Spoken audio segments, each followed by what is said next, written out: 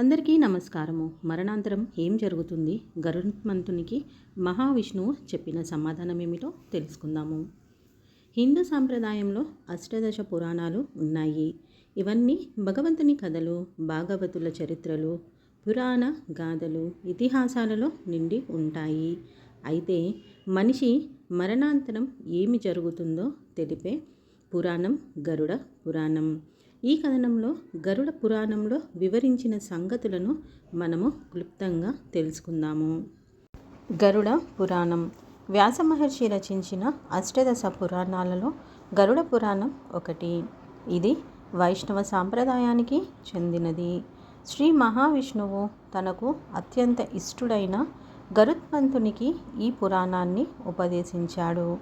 అందుకే ఈ పురాణానికి గరుడ పురాణం అని పేరు వచ్చింది. ఈ పురాణంలో మొత్తం 18,000 శ్లోకాలు ఉన్నాయి. మానవుడు పుట్టినప్పటి నుంచి మరణించేంత వరకు చేసిన పాప ఫలితాలు, శిక్షలు ఎలా ఉంటాయో ఈ పురాణంలో వివరించి ఉంది. మరణాంతరం ఏమి జరుగుతుంది? మరణం అంటే అందరికీ భయమే. కానీ మరణించాక ఏమి జరుగుతుందో తెలుసుకోవాలన్న ఆసక్తి అందరికీ ఉంటుంది. గరుడ పురాణం మనకు చాలా విషయాలను తెలుపుతుంది. ఫ్రెండ్స్, ఈ వీడియోని చివరి వరకు చూసి లైక్, షేర్ అండ్ సబ్స్క్రైబ్ చేసుకోండి. గరుత్మంతుని సందేహం, విష్ణువు సమాధానం. ఒకసారి గరుత్మంతుడు మరణించిన తర్వాత మనిషి ఎక్కడికి వెళ్తాడు? మనిషి బతికి ఉన్నప్పుడు చేసిన పాపాలకు ఏ శిక్షలు పడతాయని విష్ణువును అడుగుతాడు. విష్ణుమూర్తి ఆ ప్రశ్నలకు సమాధానాలు చెబుతాడు. ఆ సమాధానాలే గరుడ పురాణంగా ప్రసిద్ధి చెందాయి. మానవుడు తెలుసో తెలియకో చేసే పాపాలకు ఎలాంటి శిక్షలు విధిస్తారో గరుడ పురాణంలో వివరించి ఉంది.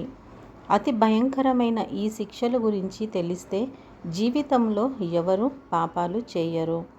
ఎలాగైతే రామాయణ, మహాభారత, భాగవత పురాణాలు చదివి భగవంతుని కథల ద్వారా ప్రేరణ పొందుతామో అలాగే ప్రతి ఒక్కరూ గరుడ పురాణం కూడా చదవాలి.